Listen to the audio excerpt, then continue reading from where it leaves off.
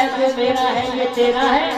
और जब जन्म लेकर के हम इस धरती पर आते हैं उसके बाद में अरे कोड़ी कोड़ी माया जोड़ी, माया जोड़ी।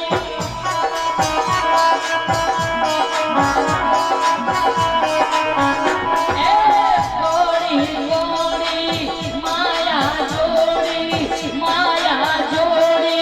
तो बाद में थोड़ी चले गए, कहता मेरी तेरी चले गए, कहता मेरी तेरी।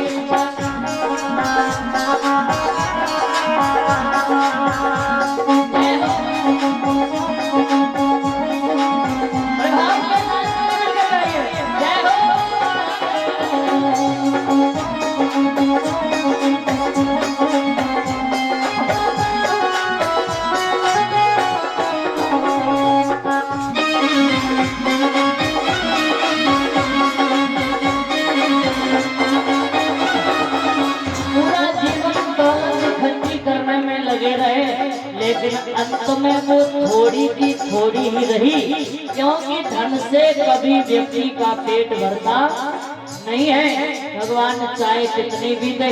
अब उसके बाद में सब कुछ जोड़ जाड़ के और हम इस दुनिया को छोड़ करके चले गए तो घर वाले लोग रो रहे हैं।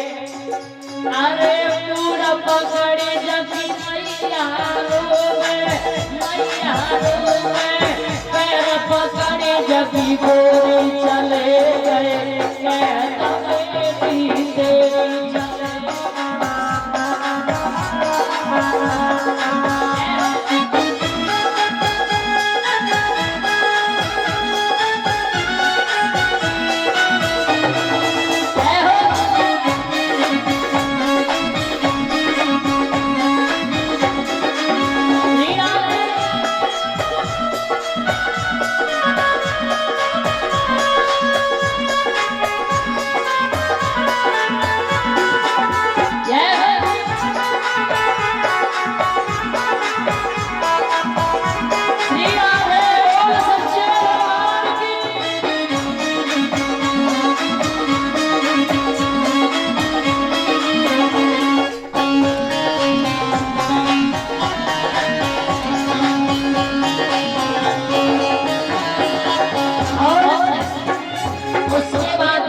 लोग रोते रह जाते हैं और उसके बाद में अरे कहना सचले मर घट को चले मर घट।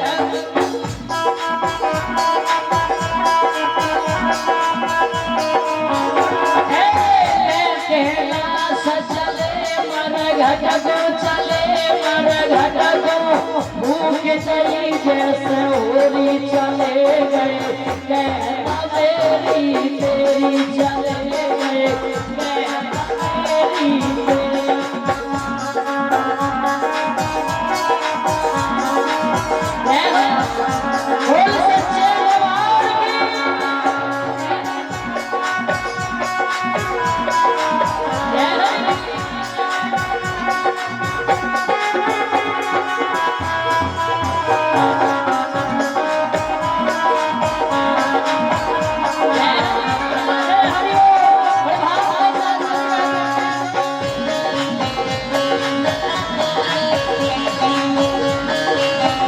बोल सच्चे दरबार की।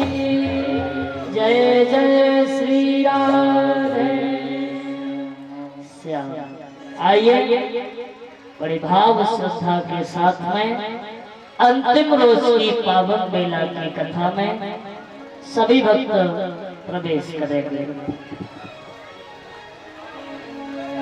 वृंदावन से जाकर के मथुरा में अभिमानी कंस का वध किया। जहां भी कथा होती है वहां कंस जरूर मारा जाता है। कल यहाँ भी कंस मारा गया। मटकी फोड़ने से ही कंस नहीं मरता, क्योंकि कंस का दूसरा नाम ही घमंड अभिमान है। और जब तक हमारे अंदर का घमंड अभिमान मरेगा नहीं, तब तक कंस भी मरने वाला। तो उस कंस को मारने से ज्यादा जरूरी है अपने अंदर के कंस को मारना। अंदर का कंस मर जाएगा तो वो भी कंस मर जाएगा। फिर भगवान श्री हरि जी ने अपने माता पिता देवकी वसुदेव को जेल से बाहर किया, कंस के पिता उग्रसेन को जेल से बाहर किया और उग्रसेन को मथुरा का पुनः राजा बनाया। इधर भगवान कन्हैया गोपियों से कहकर के आए थे कि हम कल के बाद में परसों लौट आएंगे, पर परसों की बरसें बीत गई पर कन्हैया लौट करके वृंदावन में नहीं गए। तो भगवान कन्हैया ने गोपियों के लिए पत्र भेजा, उद्धव जी के लिए। उद्धव जी के हाथों में गोपियों के लिए पत्र भेजा भगवान ने। उद्धव जी पत्र को लेकर के वृंदावन में गोपियों के पास में पहुंचते हैं, राधा रानी के पास में पहुंचते हैं। तो उद्धव जी अपने ज्ञान के घमंड में हैं, लेकिन गोपियों ने उद्धव जी के ज्ञान के घमंड को चूर चूर कर दिया। राधे रानी भगवान की याद में रो रही थी। राधे रानी एक ही बात कहती थी, जो मैं ऐसो जानती प्रीति करे दुख होए, नगर ढिढोरा पीटती प्रीत न करियो। राधे रानी एक ही बात कहती थी, प्रीति करे तो ऐसी करे जैसे लोटा डोर, प्रीति करे तो ऐसी करे जैसे लोटा डोर, गलो फसावे आपनो लावे नीरज जो। लेकिन राधे रानी कहती है, श्याम तुमने कैसा प्रेम किया हम सबसे, जो आप हम सबको अकेला ही रोता छोड़ गए, मैया यशोदा को भी रोता छोड़ गए। और गोपियों ने उद्धव जी के ज्ञान के घमंड को चूर चूर कर दिया। उद्धव जी लौट आए और श्याम ने कब का वृंदावन छोड़ दिया, गोपियों को छोड़ दिया, राधे रानी को छोड़ दिया। और गोपियों ने, उन राधे रानी ने, उन ग्वालों ने श्याम को आज तक नहीं छोड़ा। अब भगवान कन्हैया मथुरा के बीच में रह रहे हैं। कंस की दो पत्नी है, अस्ति और प्राप्ति, ये दोनों जरासंध की बेटियां हैं। रथ पर बैठकर अपने पिता जरासंध के पास में पहुंची, जरासंध को सारी कहानी सुनाई। जरासंध भगवान से युद्ध करने को आया, लेकिन भगवान के आगे टिक न पाया। तो ये जरासंध भागता हुआ अपने मित्र कालियावन के पास में गया और कालियावन से बोला कि मुझे श्याम से युद्ध करना है। कालियावन बोला, कन्हैया के लिए तो मैं ही अकेला बहुत हूँ, मैं अकेला ही जाऊंगा। तो कालियावन न सेना लाया, अकेला ही आया। और भगवान ने जब कालियावन को देखा तो कन्हैया रण को छोड़ के भागने लगे। और जब भगवान रण को छोड़कर भागे तो भगवान का नाम पड़ गया रणछोड़ भगवान। प्रेम से बोल रणछोड़ भगवान की। आगे आगे भगवान भाग रहे थे, पीछे पीछे कालियावन भाग रहा था। और भगवान भागते भागते एक गुफा में जाकर के पहुंच जाते हैं। उस गुफा में मुचकुंद बड़ी गहरी नींद में सो रहे हैं। भगवान ने अपना पीतांबर लिया और मुचकुंद के ऊपर उड़ा दिया। भगवान अंदर गुफा में छुप करके बैठे। मुचकुंद भगवान की तपस्या करके आए हैं, तो ये सोए नहीं थे तपस्या करते समय। तो भगवान ने वरदान दिया, जाओ जाकर खूब सोना, और तुमको अगर कोई कच्ची नींद जगा भी देगा तो तुम्हारी दृष्टि पड़ते पड़ते वो जल करके भस्म हो जाएगा। तो भगवान ने पीताम्बर अपना मुचकुंद को उड़ाया, अंदर गुफा में छुप कर बैठ गए। कालियावन पीछे भागता हुआ आया, भगवान के पीताम्बर को देखा तो ये समझ रहा है कि ये कन्हैया ही है, क्योंकि पीताम्बर तो भगवान का ही।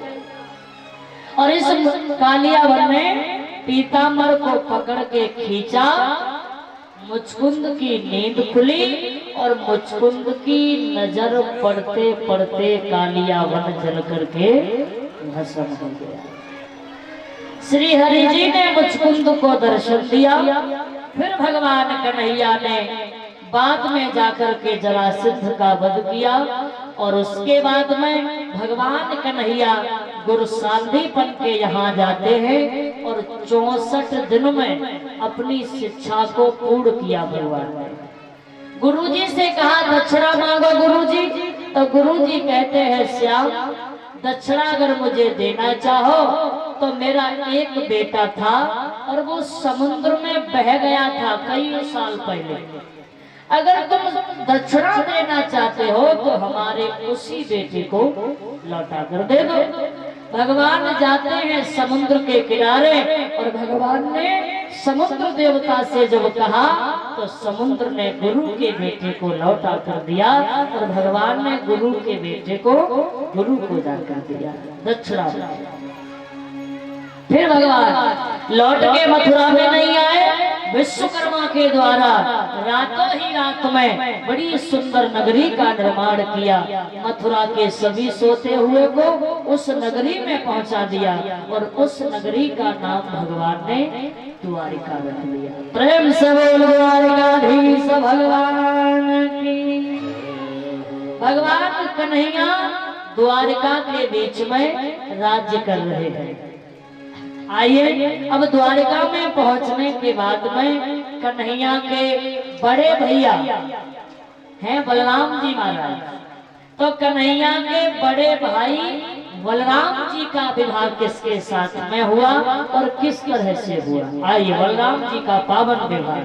बोले सतगुरुदेव भगवान की। गोविंद बोलो हरि गोपाल बोलो